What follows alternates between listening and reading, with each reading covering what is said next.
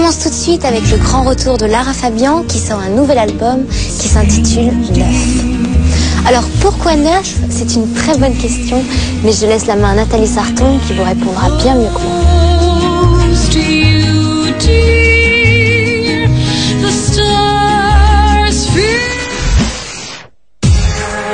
Lara Fabian est une nouvelle femme et aussi une nouvelle chanteuse. Ce virage musical, elle l'avait déjà amorcé lors de sa dernière tournée, où elle chantait en acoustique.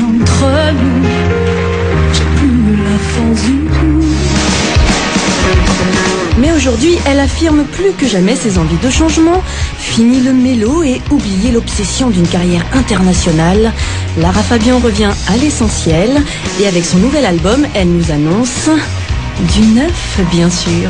J'ai grandi un petit peu, forcément, j'ai évolué. J'ai toujours écrit de la musique et toujours écrit des textes, mais décliner des thèmes qui enfin ne parlent plus que de soi, arrêter d'avoir le nez sur soi en permanence, c'est formidable.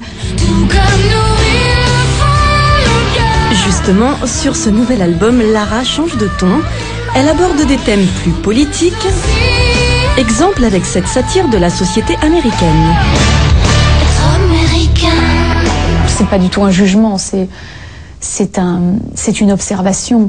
C'est quand même assez facile de les cataloguer tous de mauvais et de nous voir nous comme des êtres nobles et fondateurs d'une société meilleure. C'est faux, c'est complètement faux. On est un peu tous des requins, il est juste l'heure qu'on s'en aperçoive.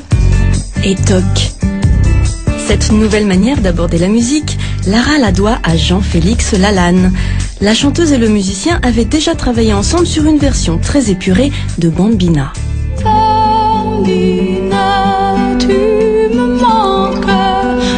Depuis ça, fini les grandes envolées de Rick Allison.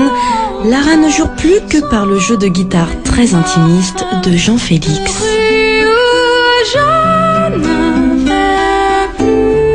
C'était une rencontre musicale extrêmement forte parce qu'on s'est aperçu qu'on avait la même lecture de la musique. Il travaille sa guitare comme je travaille la voix. Et question voix, ça y est, la chanteuse est beaucoup moins fougueuse. Une femme de 35 ans ne chante plus comme une femme de 25 ou de 30. Donc la voix, c'est pas qu'elle mue, mais elle évolue. Donc c'est une transformation qui est aussi, j'allais dire, qui est aussi psychique que physique. Et pas seulement, car même l'univers de la chanteuse a changé. Regardez, il y a quelques années, quand la diva chantait en duo, elle s'entourait de chanteuses à voix.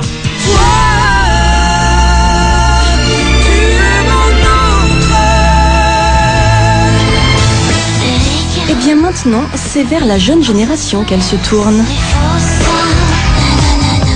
Mélissa Mars, rappelez-vous, c'est cette chanteuse à petite voix qui chantait pour son papa. Tous ces changements ont plutôt l'air positifs, mais le danger, c'est la réaction du public. Car même si certains titres restent très empreints du style Fabian, ses admirateurs pourraient bien ne pas se retrouver dans le nouvel album. Je sais que ça peut arriver. Je sais que les changements et l'évolution sont parfois les instruments d'une cassure. Je le sais très bien. Mais je ne peux pas aller contre cette évolution parce qu'elle est complètement naturelle. Et je me dis que ceux qui m'aiment pour les vraies raisons pourront peut-être comprendre. Oui, d'autant que Lara n'a quand même rien perdu de son côté romantique. Sur cet album, les chansons à l'eau de rose sont encore là, mais un peu moins douloureuses. Si tu n'as peur d'amour, tu ne me feras jamais voter pour. Comme quoi, c'est possible d'être heureuse. Il était l'heure, hein. Il était temps. C'est parce que je me sens comme ça, parce que j'ai été très heureuse d'apprendre qu'on pouvait écrire quand on était bien, que c'était pas forcément un exutoire. Du coup, Lara dévoile même à demi-mot certaines envies et nous livre un peu de sa vie privée avec Jean-Félix, son nouvel amour. Non mais je dis, un jour on pourra être 3. 3, 4. Mais 3, 4 quoi? Non mais écoute, on en fait un et puis on peut aller jusqu'à 4 quand même. Pas vrai, je crois pas. C'était pas une volonté de mêler des choses qui de toute façon sont mélangées de par le fait même de par cette histoire en fait, professionnelle et personnelle, c'était beaucoup plus léger que ça.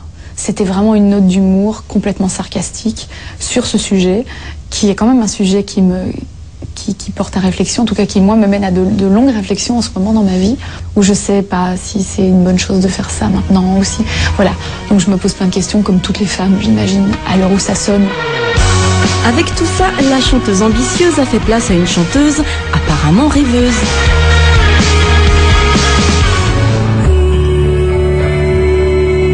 Et on y gagne en émotion, non ? C'est vraiment très très joyeux et très léger, ça crée une vraie légèreté dans la vie à tout niveau. Quand vous lâchez prise enfin, quand vous abandonnez ce manteau de souffrance, ça, en fait, qui vous grime d'une vraie lourdeur. Il fallait que je me déshabille. Et il n'y a qu'à observer la pochette de l'album pour savoir que c'est fait. On verra si l'on peut être trop voir.